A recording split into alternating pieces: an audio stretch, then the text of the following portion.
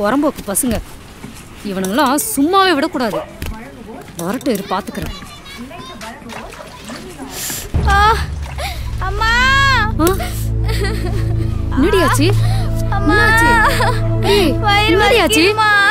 அடியே சொல்லுடி. அடி வயிறு ரொம்ப வலிக்குதுமா. ஐயோ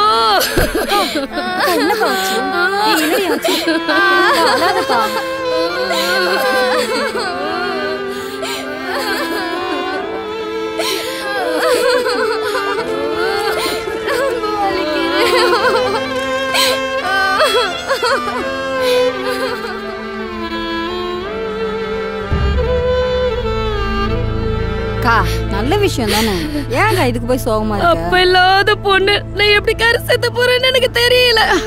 பொறுக்கி நான் இங்க பார்வை பட்டுச்சு, அதுக்குள்ளே வந்து கோலத்துல இருக்கிறாளே.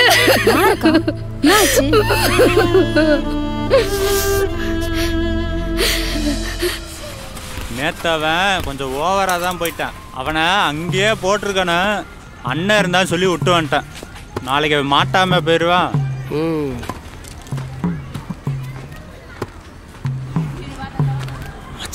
ஏரியால ஒரு குட்டி பருவத்துக்கு ரெடியா இருக்காடா. அப்படியா? இப்படி அப்படி இருக்கிறா? இப்போ வயசு கொண்டுட்டா வரட்டும், இதுக்கும் ஒரு காத்தாடி விட்டா போச்சு. எலே மவன, ஏண்டா உங்க அக்கா தங்கச்சிங்களா இருந்தா இந்த மாதிரி பேசுவீங்களாடா? எச்சக்களை பொறுக்கீங்களா? இன்னொரு முறை இந்த பக்கம் பார்த்தா ஒருத்து போட்டுடுவேன்.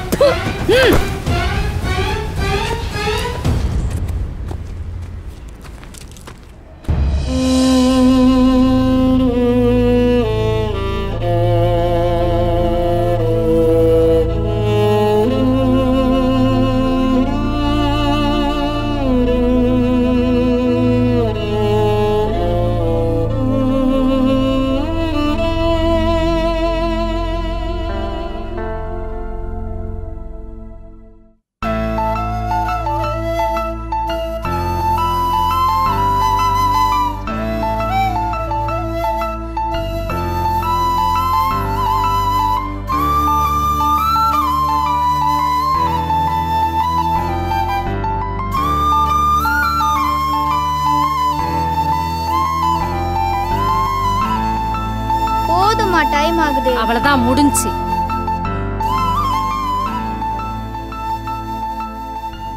போயிட்டு வரமா? சரிம்மா, பார்த்து போயிட்டு வா. நடி, ஒரு வாரம் கழிச்சு இன்னைக்கு தான் ஸ்கூல் போறியா? அக்கா, ஏன்க்கா அப்படி பண்றேன்? ஒரு வயசு போனா தலை நிறைய எண்ணெய் வச்சு இப்படி அலங்கோலமா அனுப்புறியே, இதெல்லாம் நல்லாவா இருக்கு? குளிக்க வச்சு தலை நிறைய பூ வச்சு அமுச்சிருக்கலாம்ல. அடி ஏண்டி, வயசுக்கு வராத போதே இந்த பார்வை பாக்குறானுங்க. ஏமா எந்த ரூபத்துல வருதுன்னு யாருக்கு என்ன தெரியும்? என்னால இந்த பாதுகாப்பு தான் அவளுக்கு கொடுக்க முடியும்.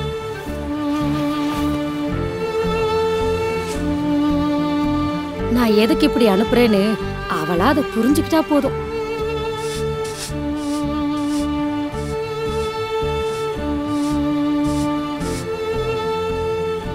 நம்மை பெற்றெடுப்பவளும் ஒரு பெண், நம்முடன் பிறப்பவளும் ஒரு பெண், நமக்கு துணையாய் இருப்பவளும் ஒரு பெண்தான். ஆனால் இந்த சமூகம் தன் வீட்டு பெண்களை தவிர மற்ற பெண்களை பார்க்கும் கண்ணோட்டம் தவறாக இருக்கும் காரணம் ஏன்?